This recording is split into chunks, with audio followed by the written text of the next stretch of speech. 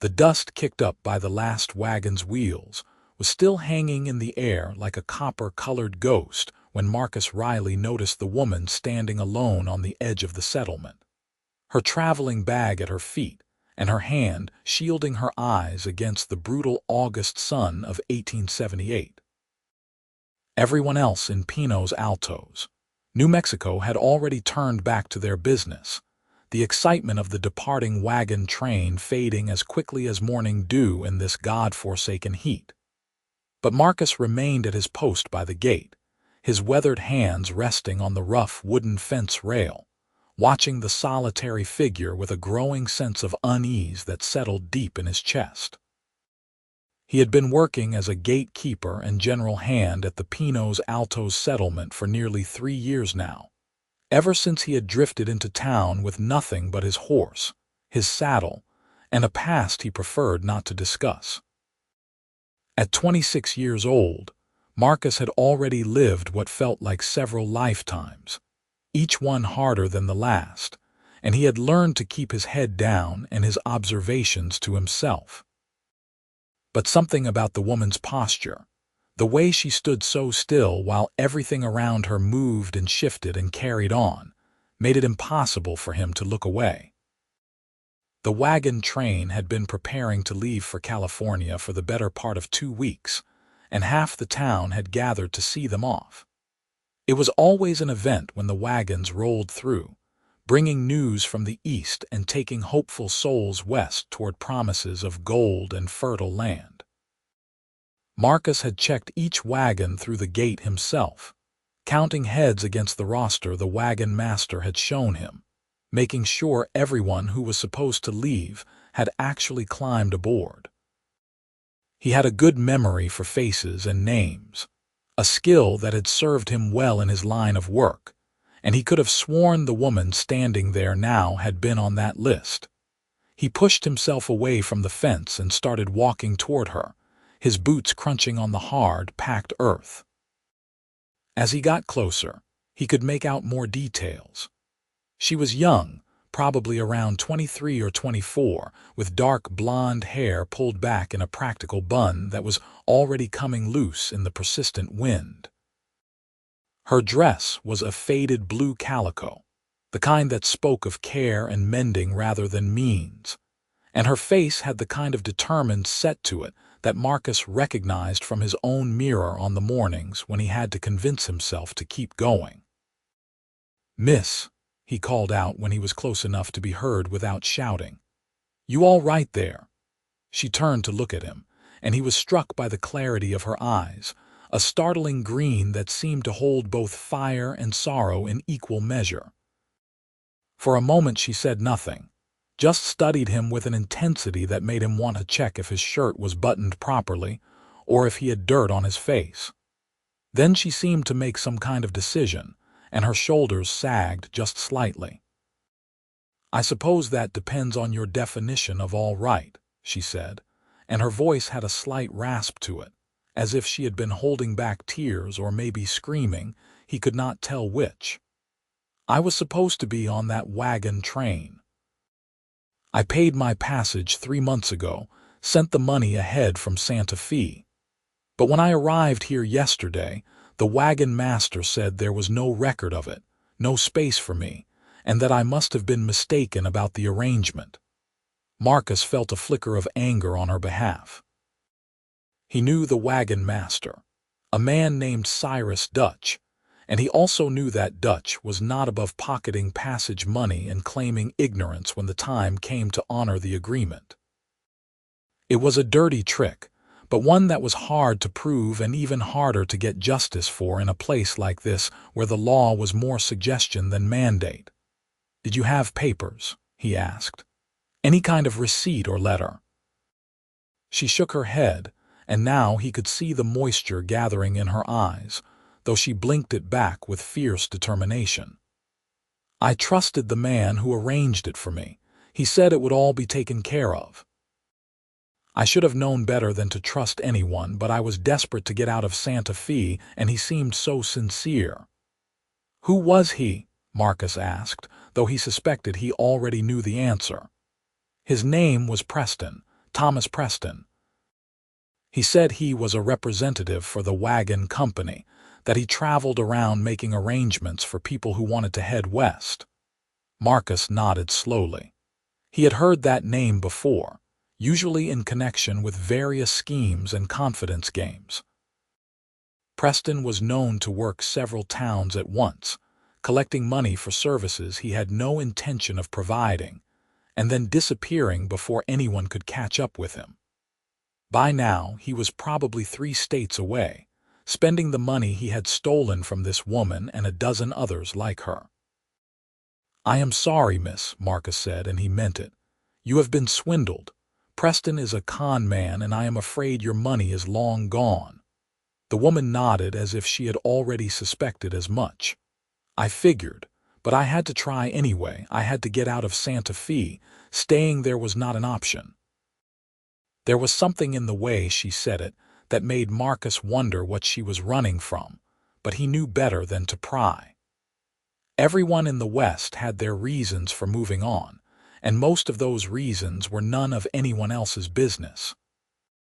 Instead, he glanced back at the settlement behind them, then at the empty road where the wagon train had disappeared from view.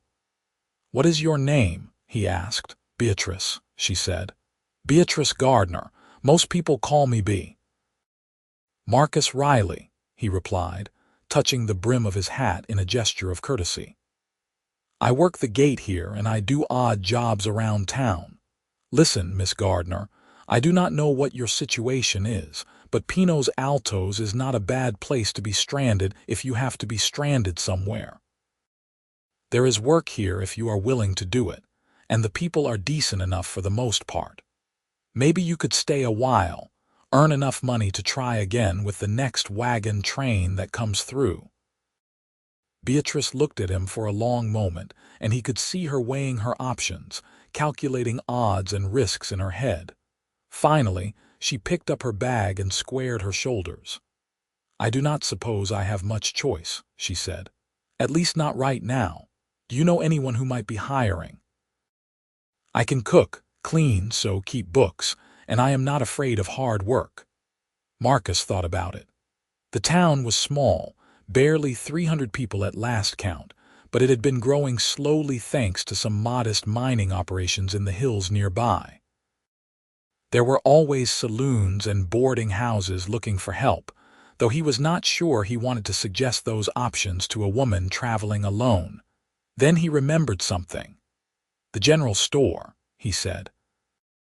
"Old man Hobart, who runs it, has been complaining about needing help ever since his daughter got married and moved to Tucson. He has been trying to manage the place by himself, but his arthritis has been getting worse, and he cannot lift the heavy stock like he used to. It is not glamorous work, but it is honest, and Hobart is a fair man. He has a room above the store that he used to rent out. It is not much, but it would give you a place to sleep." A flicker of hope crossed Beatrice's face, quickly suppressed as if she was afraid to let herself feel it too strongly. "Do you think he would hire me? I have no references here, no one to vouch for me." "I will vouch for you," Marcus said, surprising himself with the offer. He barely knew this woman, had no real reason to stick his neck out for her, but there was something about her situation that resonated with him. Maybe it was because he had once been in a similar position, arriving in a strange town with nothing and no one, desperately hoping for a chance to start over. "I will walk you over there right now if you want. Hobart knows me well enough. If I say you are all right, he will at least give you a chance." Beatrice studied him again with those sharp green eyes, and Marcus had the uncomfortable feeling that she could see right through him, could read all the things he had tried so hard to bury and forget. But whatever she saw there must have satisfied her, because she nodded. "All right," she said. "Thank you, Mr. Riley. I appreciate your kindness." "Just Marcus is fine," he said, taking her bag from her before she could protest. It was heavier than he expected, and he wondered what she had packed in there, what possessions she had deemed important enough to carry with her on what was supposed to be a journey across half the country. And it is not kindness. It is just the right thing to do. They walked together through the dusty streets of Pinos Altos, and Marcus found himself acutely aware of the curious glances they were attracting.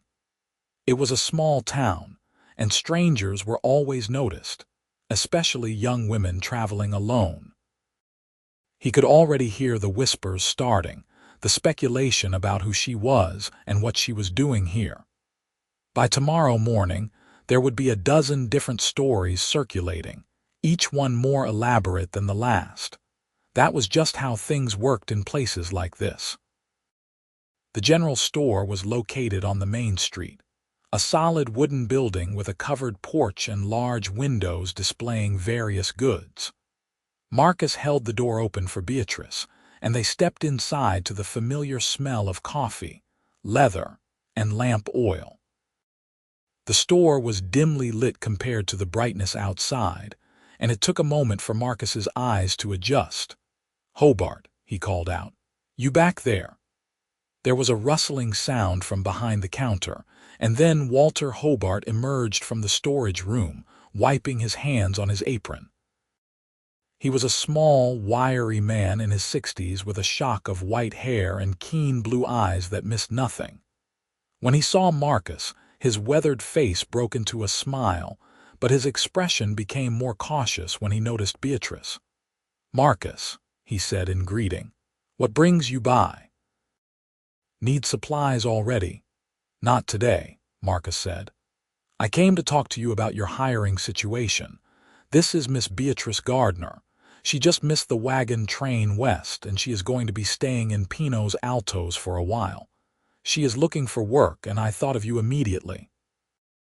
Hobart looked Beatrice up and down, not in a lecherous way but with the assessing gaze of a man considering a business proposition.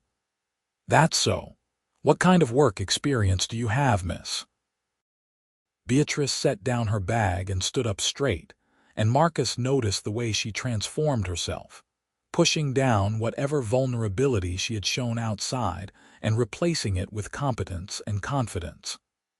"I have worked in stores before, Mr. Hobart. I can manage inventory, keep your books in order, serve customers, and handle stock. I am good with numbers and I learn quickly. I can also do mending and alterations if you sell fabric and notions. And I am honest. You will never have to worry about your till coming up short at the end of the day." Hobart nodded slowly, clearly impressed by her directness. "Well, I cannot argue with any of that. Lord knows I could use the help around here. My hands are not what they used to be, and there is more work than I can handle on my own these days." He paused, then added, "But I need to be straight with you, miss. I cannot pay much. Room and board plus a small wage. It would be enough to get by on, but not much more than that." "That would be fine," Beatrice said quickly. "I do not need much, just a fair chance." "All right then," Hobart said, extending his hand. "You have got yourself a job, Miss Gardner. When can you start?" "Right now if you want," Beatrice said, shaking his hand firmly. "I am ready to work." Hobart laughed, a dry chuckle that turned into a slight cough. "I like your attitude. But how about we start tomorrow morning instead? Give you time to get settled in your room and rest up from your travels. Marcus, would you mind helping Miss Gardner carry her bag upstairs?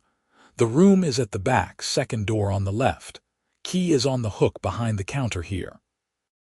Marcus retrieved the key and picked up Beatrice's bag again, and they made their way through the store to a narrow staircase at the back. The stairs creaked under their feet, and the second-floor hallway was dim and smelled of old wood and dust. But when Marcus unlocked the door to the room, he was relieved to see that it was clean and reasonably well maintained. There was a narrow bed with a quilt, a washstand with a basin and pitcher, a small wardrobe, and a single window that looked out over the back alley. It was not much, but it was private and dry, which was more than many people had. "It will do nicely," Beatrice said, and Marcus could hear the relief in her voice. She walked to the window and looked out, her fingers trailing along the sill. It is more than I had hoped for, honestly. This morning I thought I might end up sleeping in a stable or under the stars.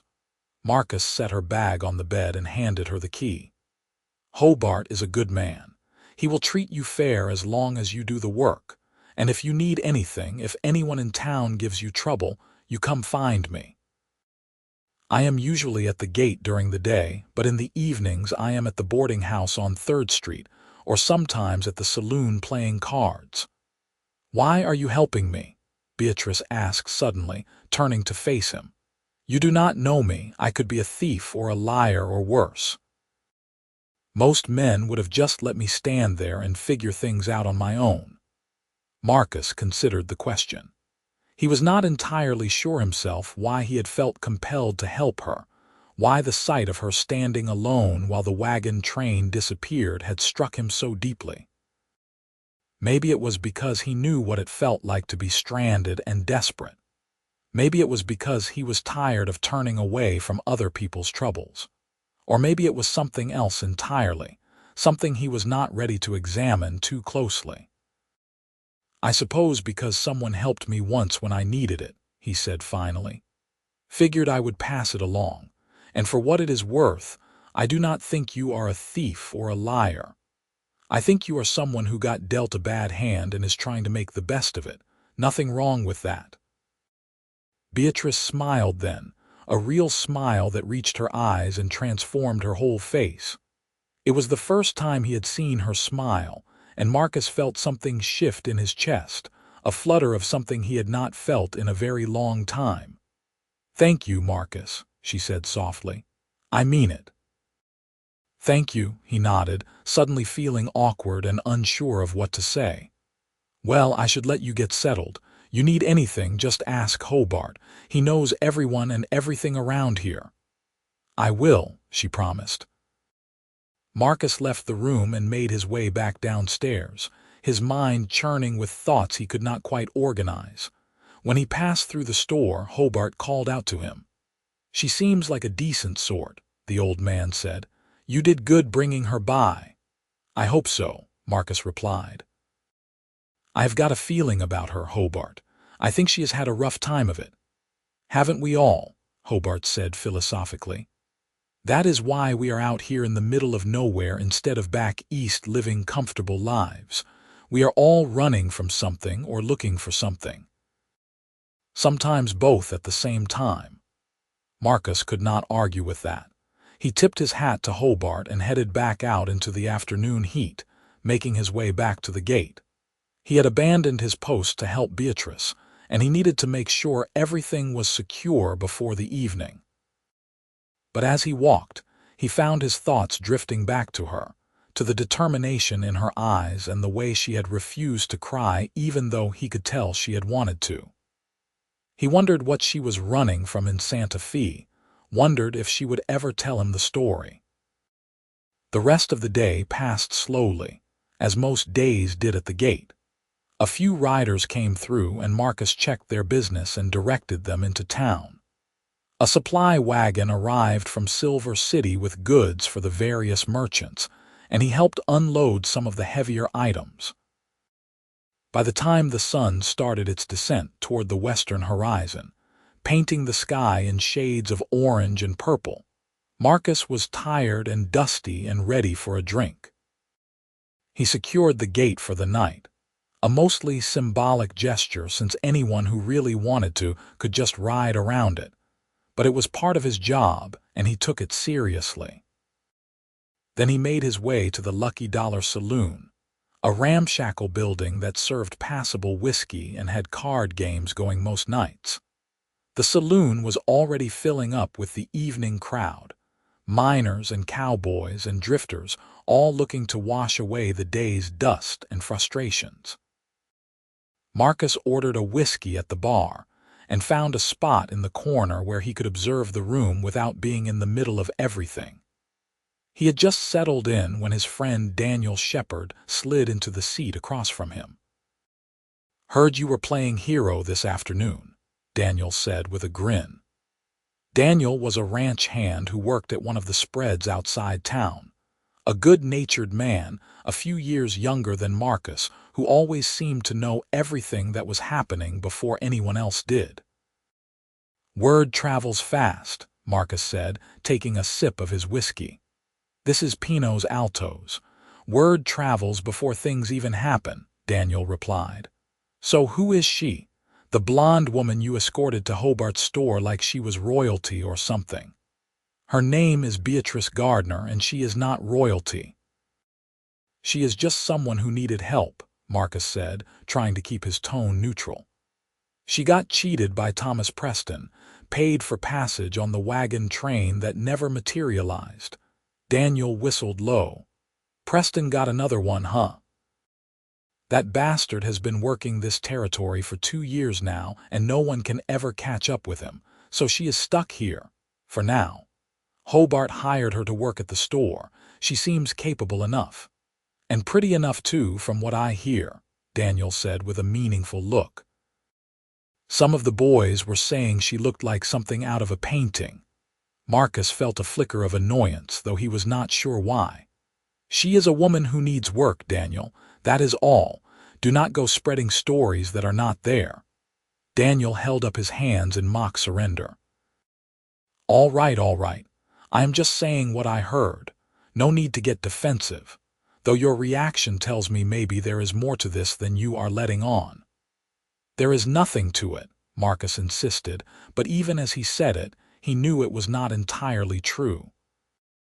There was something about Beatrice that had gotten under his skin, some quality that made him want to know more about her, to understand what had brought her to this place, and what dreams she carried in that heavy traveling bag of hers. They played cards for a while, and Marcus tried to focus on the game, but his mind kept wandering. He found himself wondering if Beatrice had eaten dinner, if she was comfortable in her new room, if she was scared to be alone in a strange town. Finally, he threw in his cards and stood up. "I am heading out," he announced. "Early morning tomorrow." "You are leaving already," Daniel protested. "Come on, Marcus, the night is young." But Marcus was already heading for the door, driven by an impulse he did not fully understand. Instead of going back to his own boarding house, he found himself walking toward the general store. There was a light burning in the upstairs window, and he could see Beatrice's silhouette moving behind the curtain. He stood there for a moment, watching, telling himself he was just making sure she was all right, that this was just him being a good citizen and looking out for a stranger. But deep down, he knew it was more than that. There was something about Beatrice Gardner that had struck a chord in him, had awakened feelings he thought he had buried years ago. And as he stood there in the darkness, looking up at her window, Marcus Riley realized that his life in Pinos Altos was about to get a whole lot more complicated. The next morning dawned hot and clear, like most mornings in New Mexico. Marcus was at the gate early, checking the fence line and making sure everything was secure. He had slept poorly, his dreams filled with images of green eyes and dusty wagon trains and roads that led nowhere. When the sun was high enough to burn away the last of the cool morning air, he saw Beatrice walking toward the store, her hair neatly pinned and her dress freshly brushed. She moved with purpose, and Marcus found himself admiring the way she carried herself, straight-backed and determined despite whatever troubles she carried. The morning passed slowly, and Marcus found his attention drifting toward the general store more often than it should. He told himself he was just curious about how Beatrice was settling in, that it was natural to wonder how someone he had helped was doing. But he knew he was fooling himself. Around mid-morning, he decided he needed to buy some supplies. Never mind that he had stocked up just a few days ago and did not really need anything. He locked the gate behind him, reasoning that he would only be gone for a few minutes, and made his way to the store. The bell above the door jingled as he entered, and he found Beatrice behind the counter, carefully arranging a display of canned goods. She looked up at the sound, and her face brightened when she saw him. "Marcus," she said, and he liked the way his name sounded in her voice. "I was hoping I would see you today. I wanted to thank you again for yesterday. I do not know what I would have done without your help." "Just doing the neighborly thing," Marcus said, feeling oddly self-conscious. "How is the job going? Hobart treating you all right?" "He is wonderful," Beatrice said warmly. "He spent the whole morning showing me how he likes things organized, and he has been so patient with all my questions. I think this is going to work out well." Marcus nodded, pleased to hear it. "That is good. Hobart is a decent man. You will learn a lot from him." They stood there for a moment, and Marcus realized he could not think of a good reason why he had come into the store. He glanced around desperately, his eyes landing on a display of tobacco. "I need some tobacco," he said, though he had quit smoking 6 months ago. Beatrice moved to get it for him, her movements efficient and practiced. As she wrapped the tobacco in brown paper, she said casually, "Mr. Hobart mentioned there is a church social this Sunday, a picnic down by the creek. He said most of the town turns out for it. You think you will go?" Marcus had not been planning on it. He usually avoided town social events, preferring to keep to himself. But looking at Beatrice now, at the hopeful expression on her face, he found himself reconsidering. "I might," he said. "Are you thinking about going?" "I think I should," she said.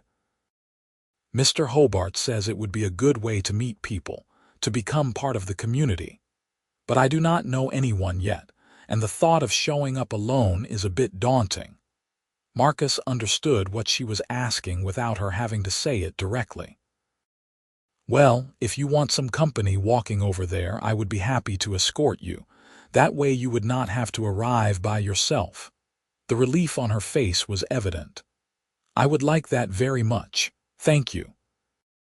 Marcus paid for the tobacco he did not want and left the store, feeling oddly pleased with himself. As he walked back to the gate, he wondered what he was getting himself into. He had spent the last 3 years keeping people at arm's length, avoiding entanglements and complications. But there was something about Beatrice that made him want to break his own rules, to take a chance on connection even though he knew how badly it could hurt when things fell apart. The next few days fell into a pattern. Marcus would find excuses to stop by the store, sometimes for legitimate supplies but often for items he did not really need. Beatrice was always there, always pleased to see him, and they would talk for a few minutes about inconsequential things. He learned that she had grown up in Kansas, that her father had been a school teacher, and her mother had died when she was young. She learned that Marcus had been born in Missouri, that he had worked various jobs across the West, and that he liked his life in Pinos Altos for its quietness and predictability. They did not talk about the deeper things, the reasons why they had both ended up here, the shadows that lingered behind their eyes. That would come later if it came at all. For now, they were content with surface conversations and the simple pleasure of being in each other's company. Sunday arrived bright and clear, perfect weather for a picnic. Marcus put on his cleanest shirt and his good hat, the one without the sweat stains and bullet hole from an incident he preferred not to remember. He walked to the general store just as Beatrice was coming down from her room, carrying a basket that she had borrowed from Hobart. She was wearing a different dress than he had seen before, a light yellow cotton that brought out the gold in her hair and made her eyes look even greener. She had pinned a small flower behind her ear, and Marcus thought she looked absolutely beautiful. "You look nice," he said, then immediately felt foolish for stating the obvious. But Beatrice smiled, apparently pleased by the compliment. "Thank you. You clean up well yourself." They walked together toward the creek, which was about a 15-minute walk from the center of town. The path was already busy with other townspeople heading to the picnic, families with children running ahead and couples strolling arm in arm. Marcus found himself very aware of Beatrice beside him, of the way her shoulder occasionally brushed against his arm, of the light, fresh scent of soap that surrounded her. The creek was a pleasant spot, one of the few places in the area where trees grew thick enough to provide real shade. Someone had set up tables made from planks and sawhorses, and the women of the town were already spreading out food, an impressive array of pies and casseroles and baked goods. Children were playing in the shallow water, their shrieks of laughter echoing off the rocks. Marcus helped Beatrice find a spot to set down her basket, and then they stood together somewhat awkwardly, neither quite sure what to do next. Several people came over to introduce themselves to Beatrice, curious about the new woman in town. Marcus noticed that the women were generally welcoming, though there were a few who looked at Beatrice with suspicion or judgment. The men were friendlier, sometimes too friendly, and Marcus found himself moving closer to Beatrice, a silent signal that she was under his protection. They filled plates with food and found a spot under a cottonwood tree to sit and eat. The food was good, better than the usual fare at the boarding house where Marcus took his meals, and the company was even better. Beatrice seemed to relax as the afternoon wore on, laughing at his stories about various mishaps at the gate and sharing a few carefully edited tales of her own life. "Can I ask you something?" Beatrice said as they finished eating. "You do not have to answer if you do not want to." "All right," Marcus said cautiously. "Why are you here?" "In Pinos Altos, I mean. You seem like someone who could be doing something more with his life than working a gate in a small mining town." Marcus looked out at the creek, at the sunlight dancing on the water. It was a fair question, one he had asked himself many times. "I suppose I am here because I needed a place to stop for a while. I spent a lot of years moving around, never staying anywhere long, always thinking the next town would be better than the last one. But they never were. They were just different. So when I got here and found a job and a room and people who did not ask too many questions, I decided to stay. Maybe it is not exciting, but it is mine, you know. It is a life I chose instead of one that just happened to me." Beatrice nodded slowly. "I think I understand that, more than you might realize." "What about you?" Marcus asked, turning the question back on her. "Why were you so desperate to leave Santa Fe? What were you running from?" For a moment he thought she was not going to answer, that he had pushed too hard too fast. But then she took a deep breath and said quietly, "I was engaged to be married. His name was Richard, and he seemed like everything I thought I wanted. He was successful, well respected in the community, charming when he wanted to be. But after we were engaged, things changed. He became controlling, jealous. He wanted to know where I was every minute of the day, who I was talking to. And then he started getting angry, throwing things when I did not do exactly what he wanted. It never got physical, not quite, but I could see it heading that way. So I broke off the engagement." "That took courage," Marcus said softly. "Maybe. But it made my life impossible. Richard was well connected, and he made sure everyone in Santa Fe knew his version of the story, which painted me as unstable and ungrateful. I could not find work, could not go anywhere without people whispering. That is when Thomas Preston showed up with his promise of a new start in California. It seemed like fate, like the universe giving me a way out. Instead, it was just another betrayal." Marcus felt a surge of anger toward both Preston and the man who had made Beatrice's life so difficult that she had to flee. "I am sorry that happened to you. No one deserves to be treated that way." "Thank you," she said, and he could see the gratitude in her eyes. "It means something to hear you say that. Richard had a way of making me feel like everything was my fault, like I was the problem. It has been hard to trust my own judgment since then." "Your judgment seems pretty sound to me," Marcus said. "You got away from someone who was bad for you, and you are building a new life here. That is not easy to do." They sat together in comfortable silence for a while, watching the other picnickers enjoy the afternoon. Marcus felt something shifting between them, a deepening of connection that went beyond mere attraction or casual friendship. They were two people who had been hurt by life, who had found themselves in the same unlikely place at the same unlikely time, and there was a recognition in that, a sense of understanding that did not require many words. As the sun began to sink lower in the sky, families started packing up their things and heading back to town. Marcus helped Beatrice gather her basket, and they joined the slow procession back along the creek path. When they reached the general store, Beatrice turned to him with a soft smile. "Thank you for today," she said. "I had a really wonderful time. It was nice to feel like I belong somewhere, even if just for an afternoon." "You do belong here," Marcus said firmly. "Anyone with eyes can see that you are a valuable addition to this town, and I had a wonderful time too. Maybe we could do it again sometime. I mean, not a town picnic necessarily, but spending time together. If you want to, that is." Beatrice's smile widened. "I would like that very much, Marcus Riley."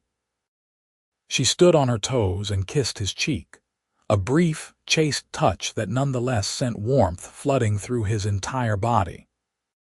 Then she disappeared into the store, leaving Marcus standing on the street with his hand pressed to where her lips had been, feeling like a young fool and not caring one bit. Over the following weeks, Marcus and Beatrice saw each other almost every day.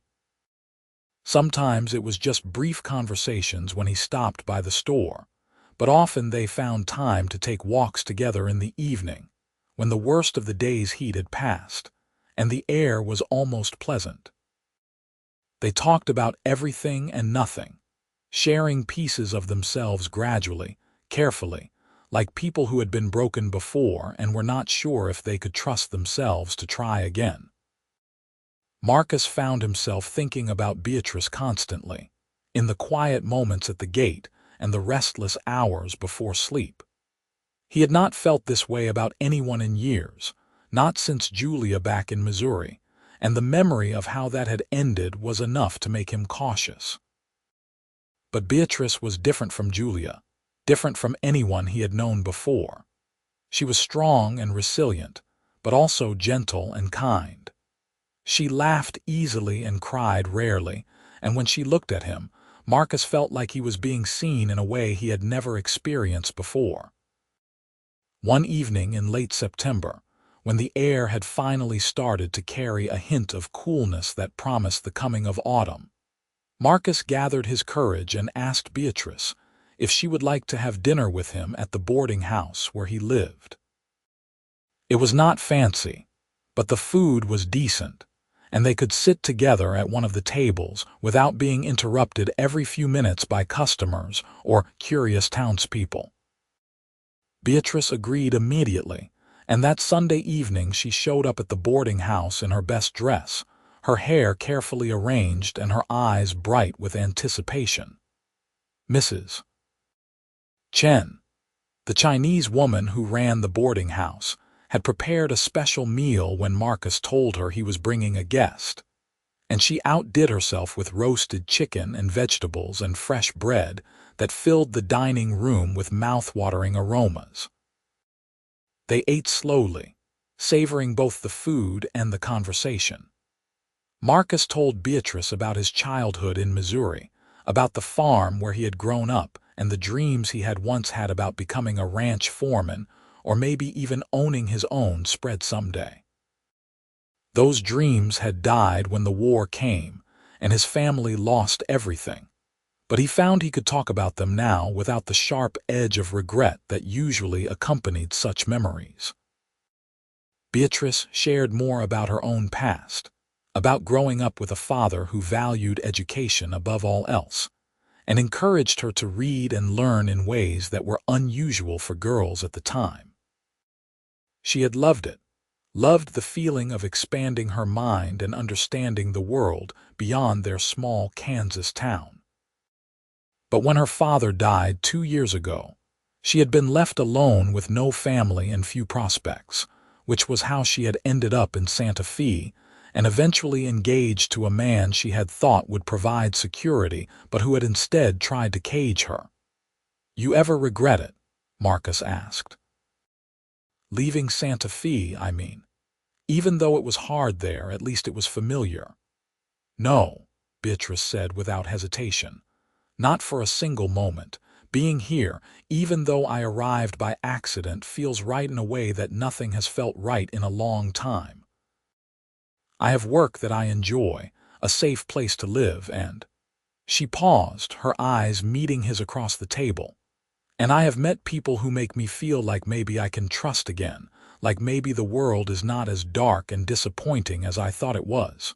"You mean Mrs. Chen's cooking?" Marcus said with a teasing smile, trying to lighten the suddenly heavy, emotional atmosphere. Beatrice laughed and threw a bread crust at him. "Yes, exactly. Mrs. Chen's cooking is the sole reason I am happy to be here." But her eyes said something different, and Marcus felt his heart pounding in his chest. They were treading close to something significant, something that could change everything between them. He was scared, terrified actually, of what might happen if he let himself care about her the way he was beginning to care. But he was also tired of running, tired of keeping everyone at a distance because he was afraid of being hurt again. After dinner, they walked back toward the general store through streets that were growing dark. The town was quiet, most people already inside for the evening. When they reached the store, Marcus stopped and turned to face Beatrice. "I have something I need to tell you," he said, his voice rough. "I have been trying to figure out how to say it for weeks now, and I am not sure there is a right way, so I am just going to say it plain. I care about you, Beatrice, more than I have cared about anyone in a very long time. When I saw you standing there that day, watching that wagon train leave without you, it was like something in me recognized something in you. Like we were meant to meet that way in that moment. I know that sounds foolish, and maybe it is too soon to be saying things like this, but I do not want to waste any more time pretending I do not feel what I feel."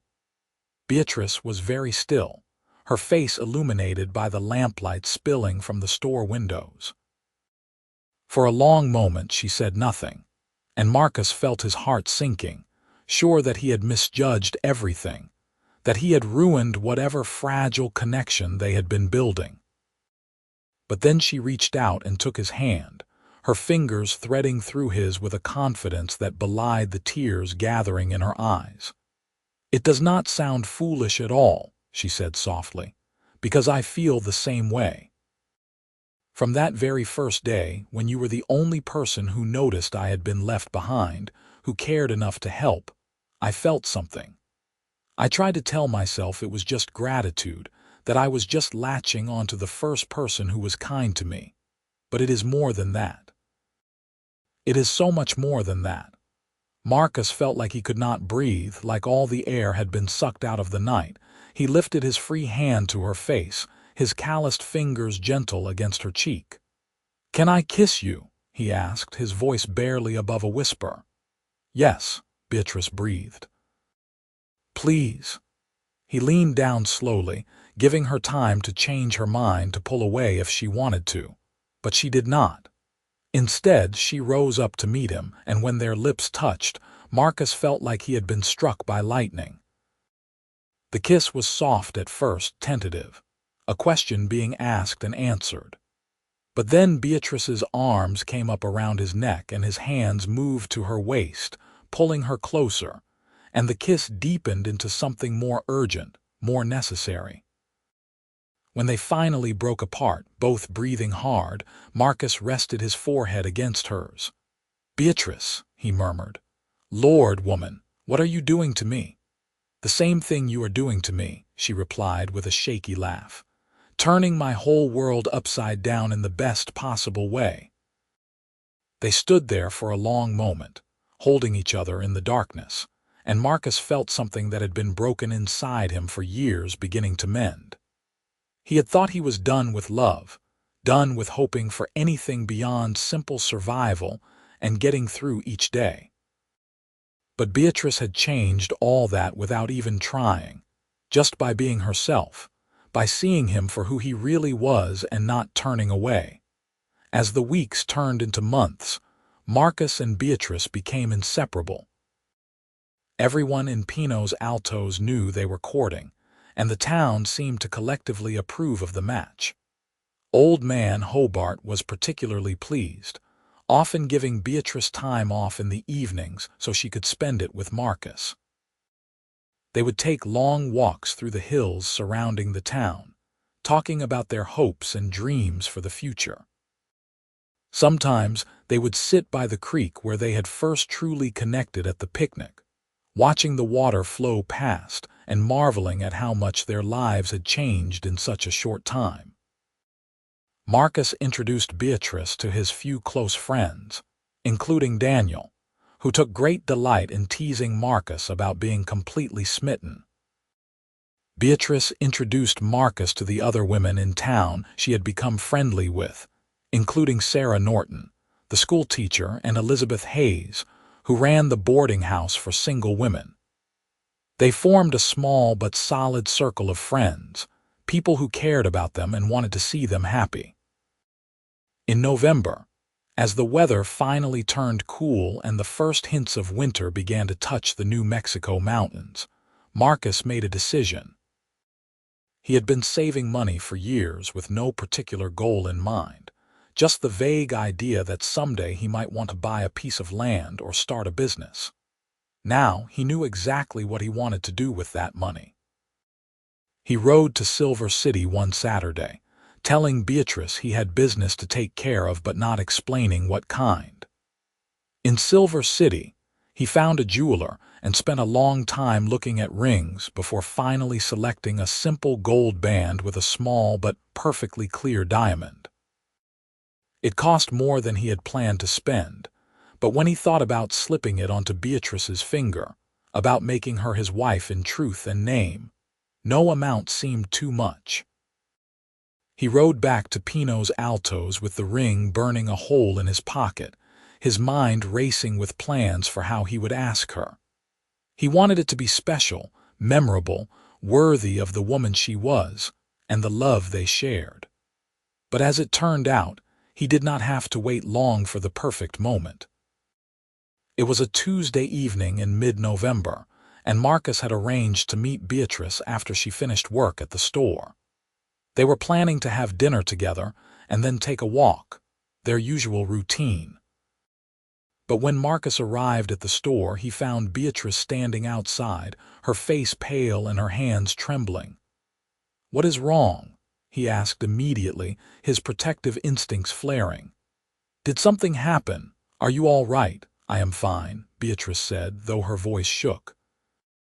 "But Marcus, there is someone in town looking for me. A man rode in this afternoon asking questions about a woman matching my description. Mr. Hobart heard about it and came to warn me. He thinks it might be someone from Santa Fe, maybe someone Richard sent to find me." Marcus felt cold rage flooding through him. Did this man say what he wanted? Did he give a name? No, but he is staying at the hotel. Mr. Hobart said he was asking at the saloon at the boarding houses, showing people a photograph. "Marcus, I am scared. I do not want Richard to know where I am. I do not want to have to go back or face him or deal with any of it. I just want to be left alone to live my life." "You are not going anywhere," Marcus said firmly, taking her hands in his. "And you are not facing anything alone. Come on, we are going to sort this out right now." He led her down the street toward the hotel, his jaw set with determination. The hotel was a modest two-story building that served as a stopping point for travelers passing through. Marcus pushed through the door and approached the desk clerk, a young man named Timothy who looked up with wide eyes at Marcus's expression. "There is a man here asking questions about a woman," Marcus said without preamble. "What room is he in?" Timothy hesitated, clearly torn between customer privacy and the implicit threat in Marcus's tone. "Room 7, upstairs. But Mr. Riley, I do not think." Marcus was already heading for the stairs, Beatrice right behind him. He found room 7 and knocked hard on the door, not caring about disturbing other guests. After a moment, the door opened to reveal a middle-aged man with graying hair and expensive clothes that marked him as someone from back east. "Can I help you?" The man asked, his tone irritated at the interruption. "You are looking for someone," Marcus said. "A woman, I want to know why." The man's eyes flicked to Beatrice and recognition crossed his face. "Miss Gardner, I have been searching for you for quite some time. Who are you?" Beatrice asked, her voice steadier than Marcus would have expected. "Are you working for Richard?" "I am an attorney, Miss Gardner. Robert Mitchell."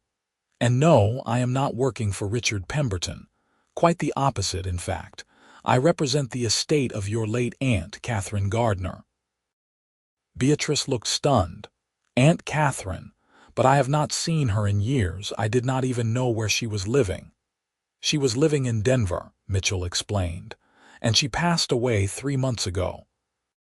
She left specific instructions in her will that you were to be found and informed of your inheritance. It has taken me considerable time to track you down, especially after you left Santa Fe so suddenly." "Inheritance?" Beatrice repeated faintly. "What inheritance?" Mitchell pulled out some papers from inside his room and handed them to Beatrice. "Your aunt was quite wealthy, Miss Gardner. She never married, had no children, and you were her only living relative. She left everything to you, including her house in Denver, her savings, and various investments. All told, it amounts to approximately $15,000. The number hung in the air like something unreal. $15,000 was more money than Marcus could imagine having, more money than most people in Pinos Altos would see in their entire lifetimes. He looked at Beatrice and saw his own shock reflected in her face. "I do not understand," Beatrice said slowly. "Why would she leave it to me? We were never close.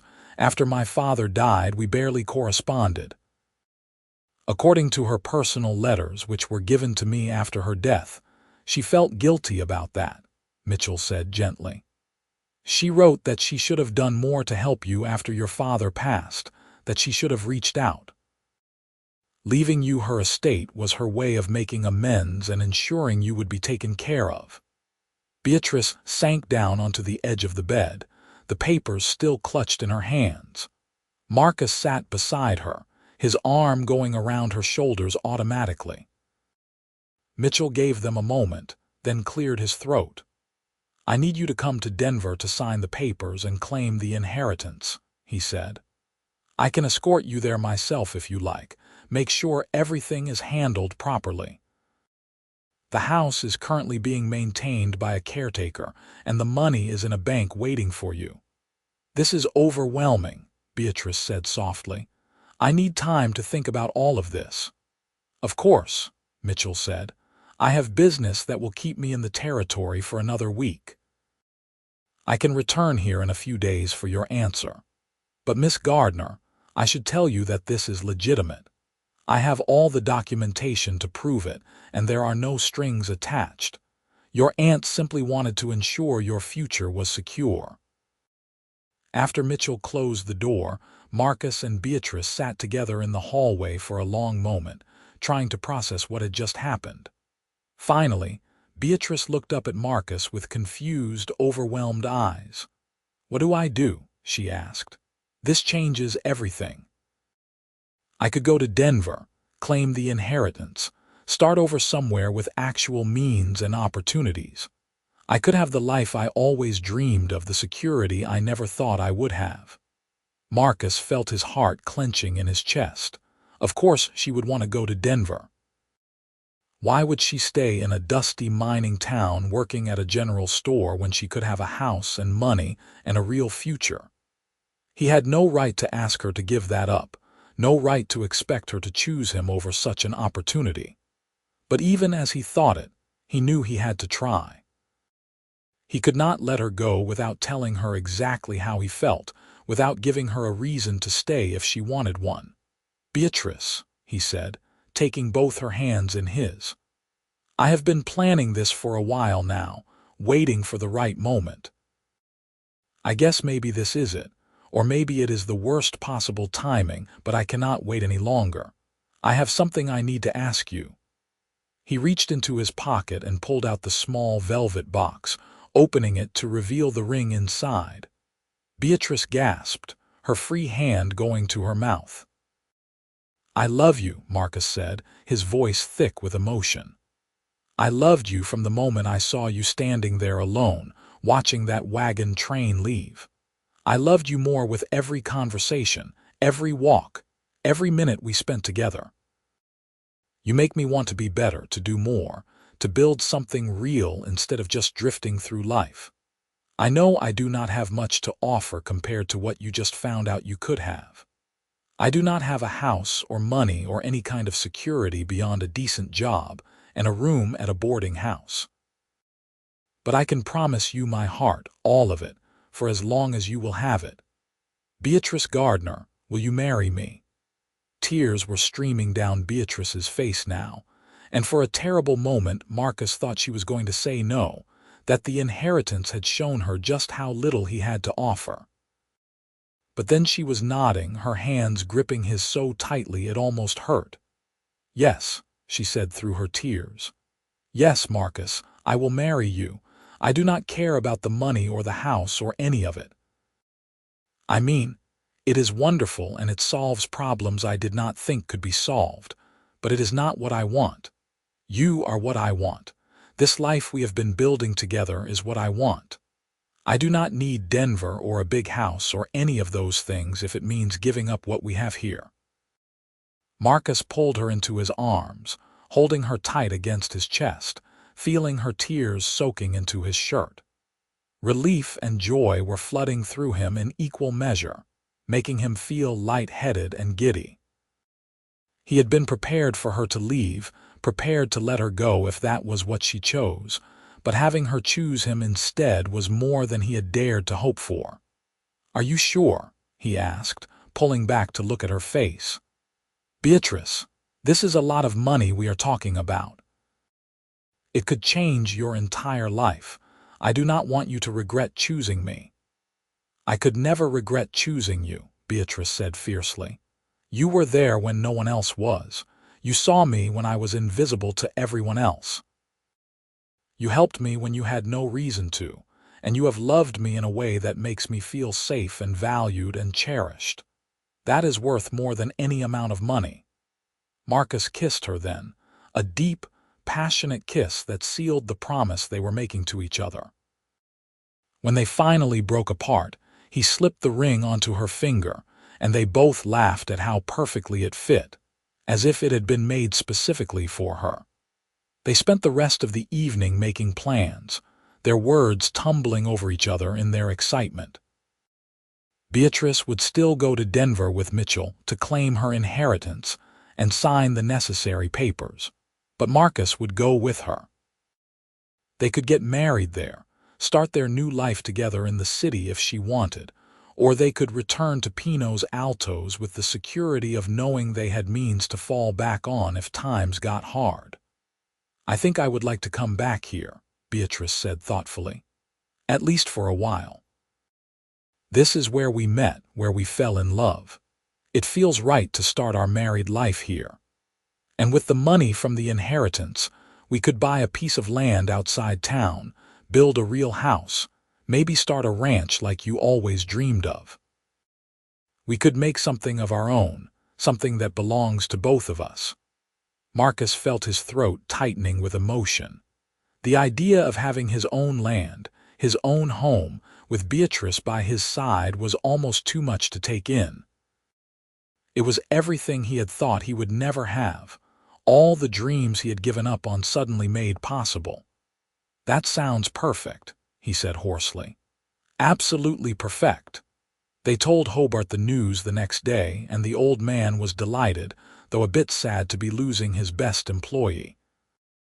But when Beatrice promised to help him find and train a replacement before she left for Denver, and assured him they would be coming back to Pinos Altos, he cheered up considerably. The news spread through town quickly, and everywhere they went, people congratulated them and wished them well. Daniel clapped Marcus on the back so hard he nearly knocked him over. "I knew it," he crowed. "From the very first day, I knew you were gone on her. About time you made it official." Sarah, the schoolteacher, hugged Beatrice and made her promise to invite her to the wedding. "You two deserve this happiness," she said warmly. "Both of you have been through so much. It is wonderful to see something good happening for people who genuinely deserve it." 2 days later, Mitchell returned to the hotel as promised, and Marcus and Beatrice met with him to arrange the trip to Denver. Mitchell seemed genuinely pleased that Beatrice had someone to accompany her, saying it would make the journey safer and more comfortable. They would leave in 3 days, take the stage to Silver City, and then catch the train north to Colorado. Those 3 days passed in a blur of activity. Beatrice trained a young woman named Margaret to take over her duties at the store, showing her all of Hobart's particular preferences and systems. Marcus arranged for someone to cover his position at the gate and settled his affairs at the boarding house. They packed their few belongings, Beatrice's treasured books and Marcus's small collection of personal items, preparing for what felt like both an ending and a beginning. The morning they were set to leave, half the town turned out to see them off. The stage was waiting, horses stamping impatiently in their traces. Marcus helped Beatrice climb aboard, then followed her into the cramped interior where Mitchell was already seated. As the stage lurched into motion, Beatrice looked out the window at the receding town, and Marcus saw tears in her eyes. "What is wrong?" he asked, concerned.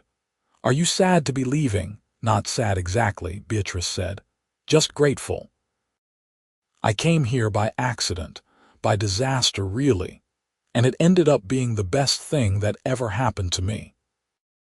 If I had been on that wagon train, if everything had gone according to plan, I would be in California right now with no money and no prospects, probably working some terrible job and barely surviving. Instead, I am here with you, heading toward a future I never dreamed possible. It is almost too much to take in sometimes."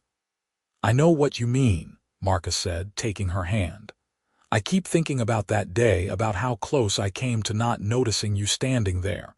I almost turned away, almost decided it was not my business, but something made me look, made me see you. I do not know if I believe in fate or destiny or any of that, but it is hard to explain it any other way." The journey to Denver took several days, and while the accommodations were not luxurious, Marcus found himself enjoying the trip. He had never traveled much outside of necessity, had never taken the time to simply observe the changing landscape and appreciate the vastness of the territory. With Beatrice beside him, pointing out interesting rock formations or laughing at his terrible jokes, even the tedious hours on the train felt like an adventure. Denver was unlike any place Marcus had ever been. It was a real city, with tall buildings and paved streets and more people in one block than lived in all of Pinos Altos. Beatrice seemed equally overwhelmed, clutching his arm as they navigated the busy sidewalks following Mitchell to his office. At the office, they spent several hours going over papers and documents. Beatrice signed what felt like 100 different forms, each one transferring another piece of her aunt's estate into her name. Mitchell explained everything carefully, making sure she understood exactly what she was inheriting and what responsibilities came with it. The house, it turned out, was a beautiful 2-story Victorian in a good neighborhood, already furnished and maintained. Mitchell had arranged for them to stay there while they were in Denver, saying it made more sense than paying for a hotel when Beatrice now owned a perfectly good home. When they finally saw it, Marcus could not help but stare. It was the kind of house he had only ever seen from a distance, the kind of place where wealthy people lived, people who had never known hardship or struggle. "This is yours now," Mitchell said, handing Beatrice the keys. "All of it. There are servants' quarters in the back if you want to hire staff, and the carriage house has room for horses and a vehicle. Your aunt lived here for 20 years and loved it dearly. I hope you will too." After Mitchell left, Marcus and Beatrice walked through the house together, marveling at the fine furniture and beautiful decorations. There was a library filled with books, a formal dining room, a parlor with a grand piano, and upstairs, 4 bedrooms, each more elegant than the last. "I cannot believe this is real," Beatrice whispered, running her hand along the polished banister of the staircase. "I keep thinking I am going to wake up and find myself back in that little room above the general store." "If you do, I will be right there with you," Marcus said, pulling her close. "Big house or small room, it does not matter to me as long as we are together." That evening they sat together in the library, Beatrice curled up against Marcus's side on the plush sofa while the fire crackled in the hearth. They had been discussing their plans, trying to decide what to do with this unexpected windfall. "I think we should sell the house," Beatrice said thoughtfully. "It is beautiful, and I appreciate what my aunt intended by leaving it to me, but it does not feel like ours, you know. It feels like her house, her life. I want something we build together, something that reflects who we are and what we want." "Are you sure?" Marcus asked. "This place must be worth a fortune." "I am sure," Beatrice said firmly.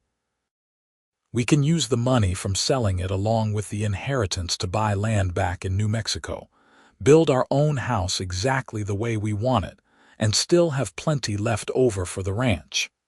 That feels right to me. Does it feel right to you?"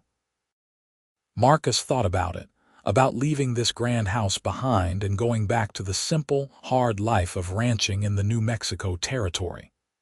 By all rights, he should be trying to convince Beatrice to stay here, to live in comfort and security. But he knew what she was saying was true. This was not their life. This was someone else's dream, beautiful but not their own. "It feels exactly right," he said. "Let us go home, Bea. Let us go back to Pinos Altos and build something that belongs to us." They spent 2 more weeks in Denver, arranging for the house to be sold and settling the last details of the estate.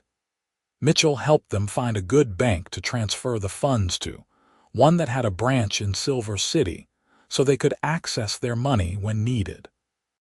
He also helped them draw up plans for what they wanted in their future home, putting them in touch with architects and builders who could turn their dreams into reality. On the day before they were set to leave Denver, Marcus and Beatrice got married in a small ceremony at the courthouse. It was nothing fancy, just the 2 of them and Mitchell as a witness, but it was perfect in its simplicity. Beatrice wore a new dress she had bought in one of Denver's fine shops, a soft cream color that made her look like something out of a painting. Marcus had bought a new suit, the first one he had ever owned, and he felt uncomfortable and stiff in it until Beatrice smiled at him, and all his self-consciousness melted away. When the judge pronounced them husband and wife, Marcus kissed his bride with a joy that felt almost painful in its intensity. This woman, this incredible, beautiful, strong woman had chosen him, had said yes to spending her life with him despite having every reason and opportunity to choose something easier, something grander. It was a gift he knew he would never take for granted. They spent their wedding night in the Victorian house, in the largest bedroom with its enormous 4-poster bed and fine linens. Marcus was gentle with Beatrice, mindful that this was new for both of them, that they were learning each other in the most intimate way possible. They took their time, exploring and discovering, speaking in whispers and sighs, and when they finally came together fully as husband and wife, Marcus felt like he had found a home in her arms, a place where he truly belonged. Afterward, they lay tangled together in the darkness, Beatrice's head resting on Marcus's chest, his fingers playing idly with her hair. "I love you, Mrs. Riley," he murmured, testing out the sound of her new name. "I love you too, Mr. Riley," she replied, and he could hear the smile in her voice. "More than I ever thought it was possible to love another person." The journey back to New Mexico felt different this time. They were returning not as the people they had been when they left, but as something new, something more. They were a married couple with means and plans and a future that stretched out before them, full of possibility. When the stage finally rolled into Pinos Altos, they were greeted like returning heroes.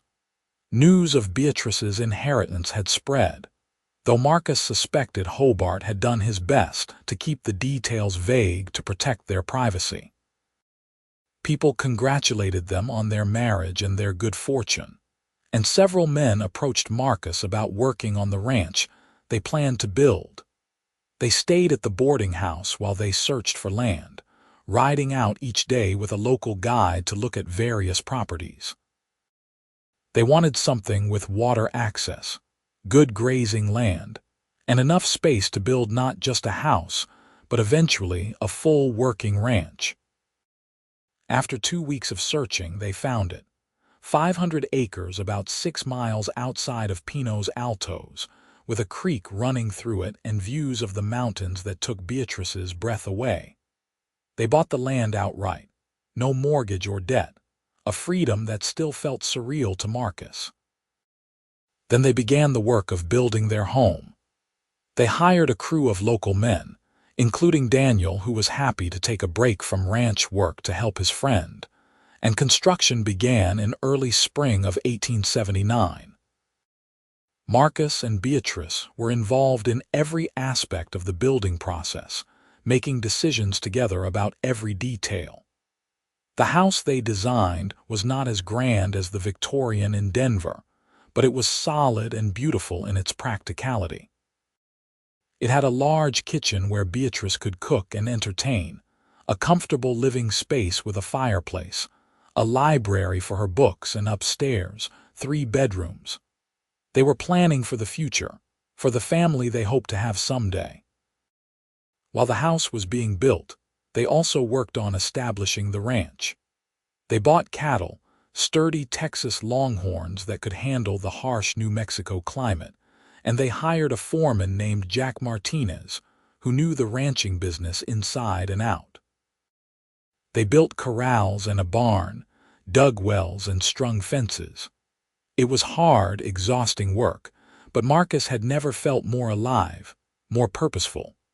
Beatrice threw herself into the work with the same determination she had shown in everything else. She learned to ride properly, took to managing the ranch books with ease, and even learned to handle a rope and help with the cattle when extra hands were needed.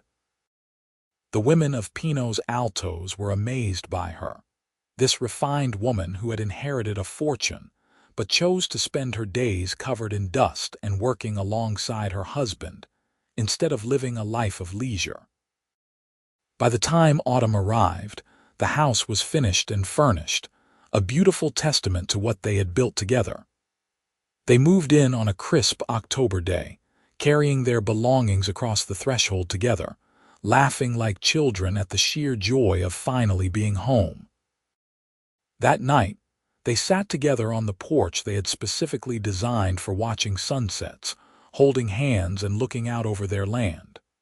The cattle were dark shapes in the distance, and the mountains were silhouetted against the purple and orange sky. Everything was peaceful, perfect in a way Marcus had never thought his life could be. "You ever miss it?" Beatrice asked quietly.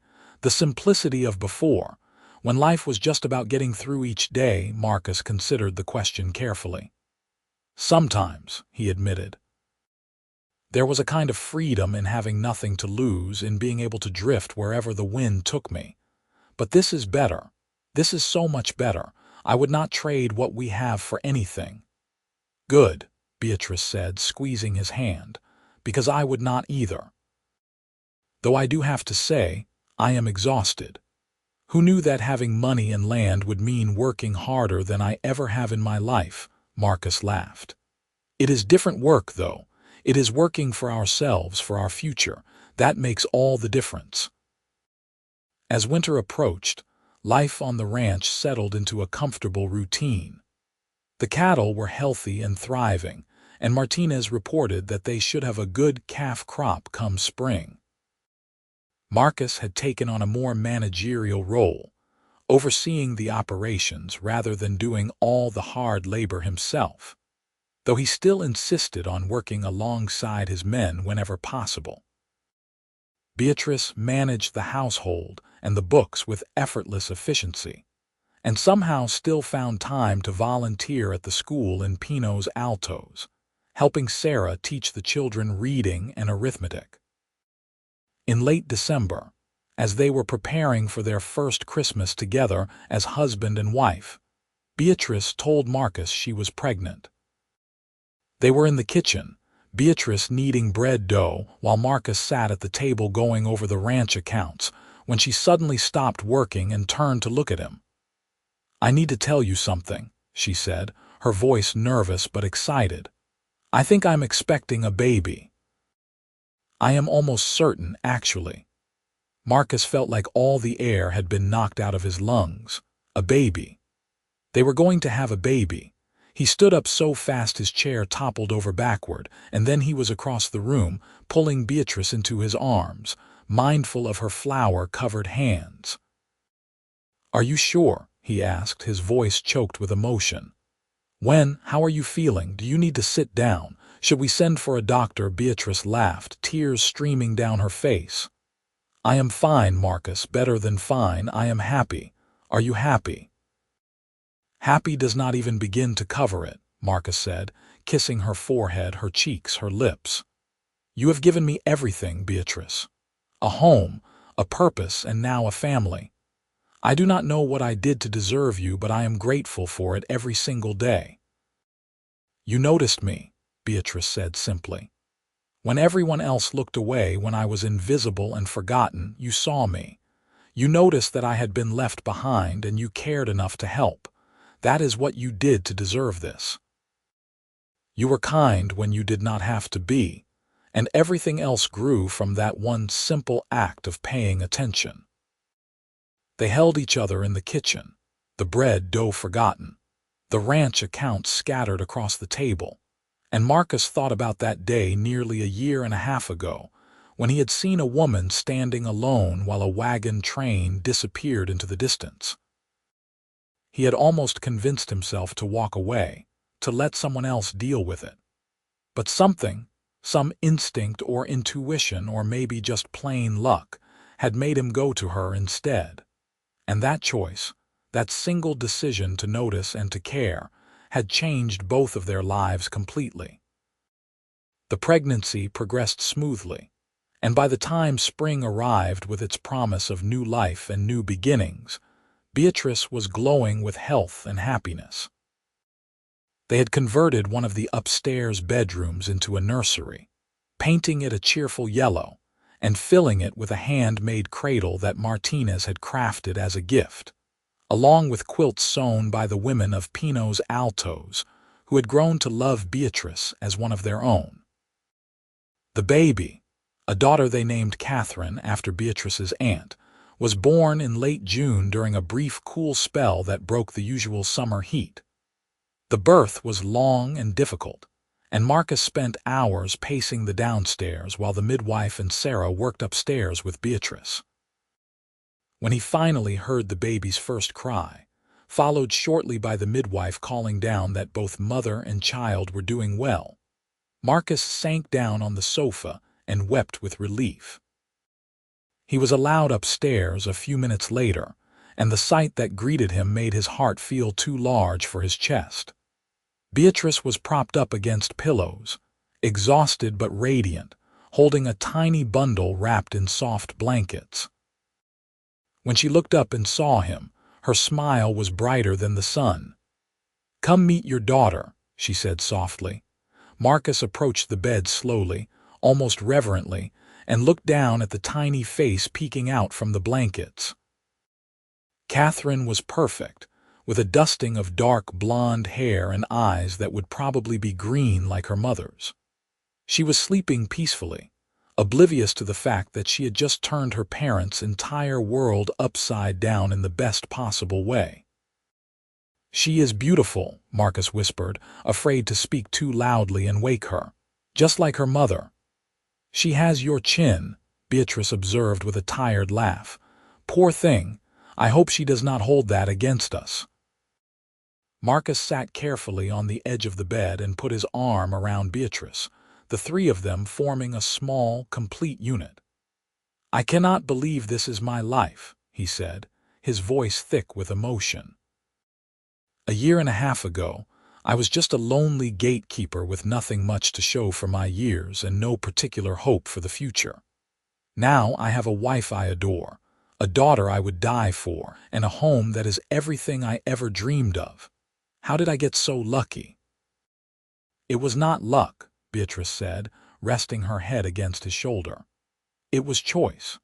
We both chose to take chances on each other when we had every reason to play it safe. We chose to build something together instead of settling for less. We chose love, Marcus. That is what got us here." As the months passed, and Catherine grew from a tiny infant into a curious, active baby, life on the Riley ranch flourished. The cattle herd expanded, and they had to hire more hands to manage the work. Marcus's reputation as a fair and honest rancher spread, and other landowners sought his advice on breeding stock and water management. Beatrice became known throughout the county, not just as Marcus's wife, but as a woman of intelligence and capability in her own right, someone whose opinion was valued and respected. They made regular trips into Pinos Altos, sometimes for business but often just to visit friends and be part of the community. They never forgot where they had started, never took for granted the people who had welcomed them and helped them when they were just beginning. Hobart had become like a grandfather to Catherine, always sneaking her candy when he thought no one was looking. Daniel and his new wife Emma became their closest friends, and their children played together whenever they visited. On a warm evening in September of 1880, Marcus and Beatrice sat together on their porch as they had so many times before, watching the sunset paint the sky in brilliant colors. Catherine was asleep in her cradle inside, and the ranch was quiet after the day's work. Beatrice was leaning against Marcus, his arm around her shoulders, and they were both lost in their own thoughts. "Do you remember what today is?" Beatrice asked suddenly. Marcus thought about it, running through dates in his head. "No, I am sorry. What is it?" 2 years ago today, the last wagon left Pinos Altos without me on it," Beatrice said. 2 years ago, you were the only person who noticed I had been left behind. You probably do not even remember, but I do. I remember standing there feeling like the world had ended, like every door had closed and I had no place to go. And then you walked up to me and asked if I was all right, and everything changed. Marcus pulled her closer, kissing the top of her head. "I remember it perfectly," he said. "I remember thinking you looked lost and determined at the same time, like you were trying to decide whether to give up or fight back. I remember hoping you would choose to fight, and I am so glad you did." "I almost did not," Beatrice admitted. "I almost told you I was fine and sent you away. I was so used to handling things alone, to not trusting anyone to help me, but something about you made me want to take a chance, made me want to trust again." "I am grateful you did," Marcus said, "because you saved me just as much as I helped you that day. I did not even realize how lonely I was, how empty my life had become. until you were in it. You gave me purpose and joy and a reason to be more than I was." They sat in comfortable silence for a while, listening to the sounds of the ranch settling down for the night. Inside, Catherine made a small noise in her sleep, and they both smiled, that automatic response of parents to the sounds of their child. "I want more," Beatrice said suddenly. "More children, I mean. Catherine should have brothers and sisters to grow up with. And I want to expand what we are doing here. I have been thinking about breeding horses as well as cattle. There is good money in it, and we have the land and the resources."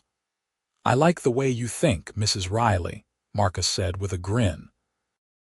"More children and more horses sound like an excellent plan to me, though maybe we should pace ourselves. One thing at a time." "Where is the fun in that?" Beatrice teased, turning to kiss him. "We did not get where we are by taking the safe route. Why start now?"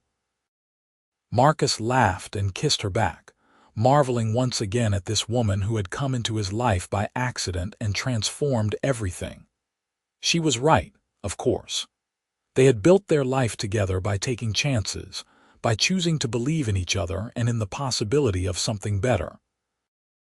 There was no reason to stop now. Over the next several years, the Riley Ranch continued to grow and prosper. They added a horse breeding operation as Beatrice had suggested, and it quickly became known throughout the territory for producing quality stock.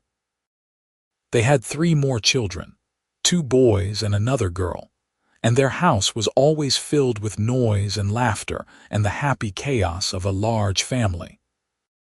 Marcus became a respected member of the ranching community, eventually serving on the territorial council that dealt with land and water rights issues. Beatrice started a lending library in Pinos Altos, donating many of her own books and encouraging other families to contribute. Together, they helped fund the construction of a new school building and supported various improvements to the town that had become their home. Through all the years and all the changes, they never forgot how they had found each other. Every year on the anniversary of that September day when the wagon left without Beatrice, they would sit together on their porch and remember. They would talk about how different their lives might have been if Marcus had not been paying attention that day, if he had been the kind of man who looked away instead of getting involved. "You think we would have found each other anyway?" Beatrice asked one year as they sat watching yet another sunset. "If that day had gone differently, if I had been on that wagon or if you had not noticed me, do you think we still would have ended up together somehow?" Marcus considered it seriously, as he always did when Beatrice asked one of her philosophical questions. "I do not know," he said honestly. "I would like to think so. I would like to believe that some connections are meant to happen no matter what. But the truth is, life is built on small moments and random chances. If any one thing had been different that day, we might have missed each other entirely. That is what makes it so precious, I think, knowing how easily we could have let it slip away." "That is a terrifying thought," Beatrice said softly. "All the happiness we have now, our children, this life we built, it all hinged on you deciding to walk over and talk to a stranger. What if you had been tired that day? What if you had been in a bad mood? What if you had just decided it was not your problem?" "But I did not," Marcus said firmly. "I chose to care, chose to get involved, and you chose to trust me enough to let me help. That is what matters, not what might have been, but what is. And what is pretty damn wonderful."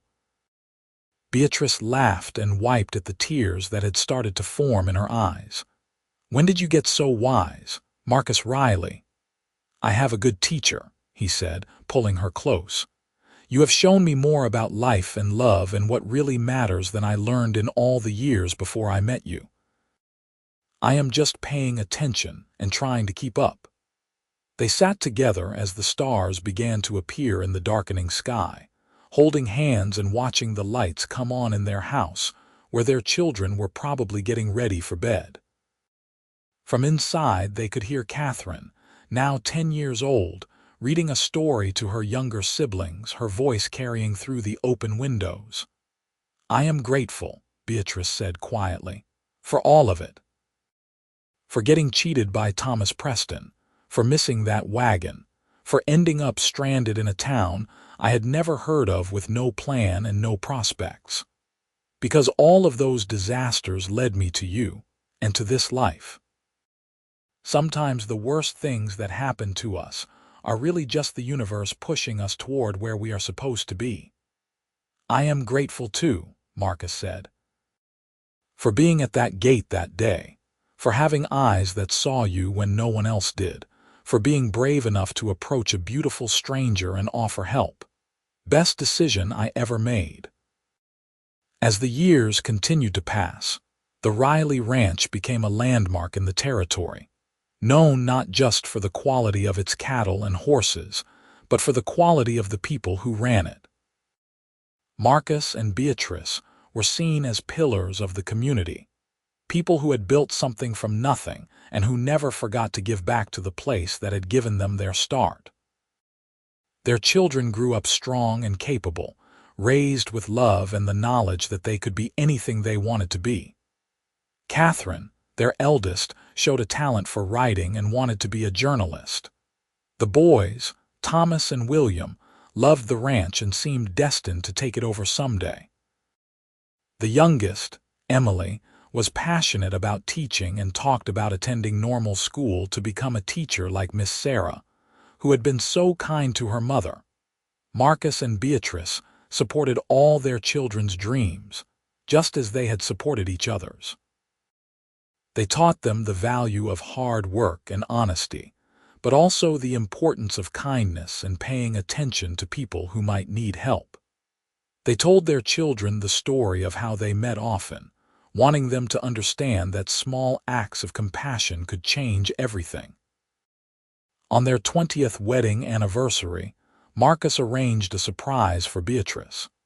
He had commissioned a painting from an artist in Santa Fe based on a description he had provided. When he unveiled it at the party they held at the ranch, surrounded by friends and family from all over the territory, Beatrice gasped, and tears immediately filled her eyes. The painting showed a woman standing alone at the edge of a settlement, her traveling bag at her feet, watching a wagon train disappear into the distance. And in the background, barely noticeable unless you were looking for it, was a man at a gate, his eyes on the woman, already starting to walk toward her. "The moment everything changed," Marcus said softly as Beatrice stared at the painting. "The moment I saw you and knew somehow that you were going to matter to me, I wanted to capture it, to remember it always." "It is perfect," Beatrice whispered, her hand finding his. "You are perfect. This life is perfect.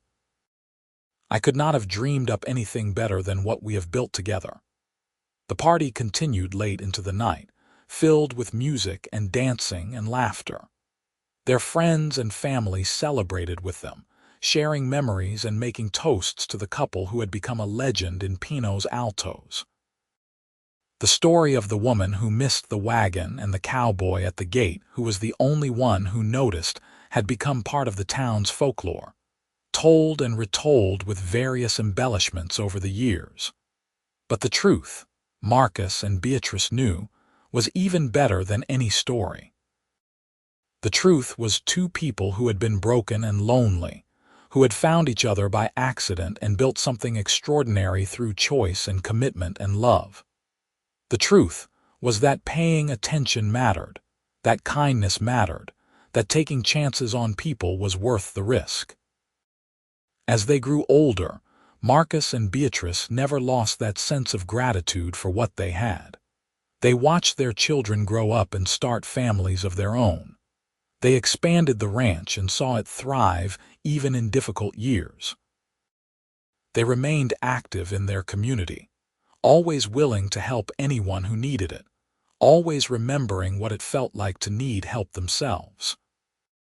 On quiet evenings, they would still sit on their porch and watch the sunset, hands clasped together, comfortable in the silence that comes from truly knowing another person. Sometimes they would talk about the old days, about that September afternoon when their lives collided. Other times they would just sit and be, content in each other's presence, needing no words to communicate the depth of their connection. You ever wonder what happened to that wagon train? Beatrice asked one evening when they were both well into their 60s, their hair silver and their hands marked by years of work. "The one that left without me, sometimes," Marcus admitted. "I hope they made it to California safely. I hope they found what they were looking for." "I found so much more than I was looking for," Beatrice said. "I thought I wanted California and gold and a fresh start somewhere far away from my old life. But what I really needed was this. You, our family, this land. Sometimes the universe knows better than we do what we actually need." "The universe and a cowboy at a gate who could not mind his own business," Marcus said with a grin. Beatrice laughed, the sound still as bright and joyful as it had been when she was young. "The best kind of busybody. The kind who sees someone in need and does something about it instead of just walking away." They sat together as the sun sank below the horizon, painting the New Mexico sky in shades of gold and purple. Behind them, in the house they had built with their own hands and filled with love, their grandchildren were playing, their voices carrying through the evening air. The ranch they had started with hope and determination spread out around them, a testament to what could be built when two people chose to believe in each other. And though neither of them said it aloud, they were both thinking the same thing, that everything good in their lives, every moment of joy and triumph and love, had started with a single choice on a dusty September afternoon. The choice to notice when someone had been left behind. The choice to care. The choice to offer help to a stranger with desperate eyes and a heavy traveling bag. That choice, that single moment of compassion, had changed two lives completely and irrevocably. It had created a family, built a legacy, and proved that sometimes the worst disasters are really just detours leading to something better than anything we could have planned for ourselves. The last wagon had left, and she was not on it. But the cowboy at the gate had noticed. And in that noticing, in that simple act of paying attention and caring, an entire future had been born, years later, when Marcus passed away peacefully in his sleep at the age of 82. Beatrice held his hand and whispered her gratitude for every day they had shared. When she followed him 2 years later, their children and grandchildren gathered at the ranch to celebrate 2 lives well lived and a love that had never faltered. They were buried together in the small cemetery in Pinos Altos, under a shared headstone that bore both their names and a simple inscription that their eldest daughter Catherine had chosen. He noticed. She trusted. Together they built everything. The Riley Ranch continued to operate, passed down through the generations, always accompanied by the story of how it all began.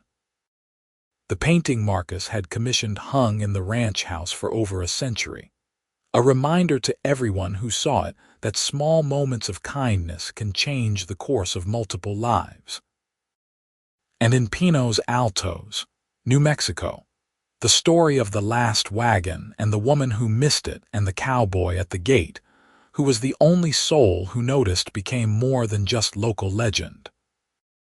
It became a reminder that paying attention matters, that compassion matters, that taking the time to see people who have been left behind and offering them help can create ripples that extend far beyond anything we can imagine. Because in the end, that is what love is.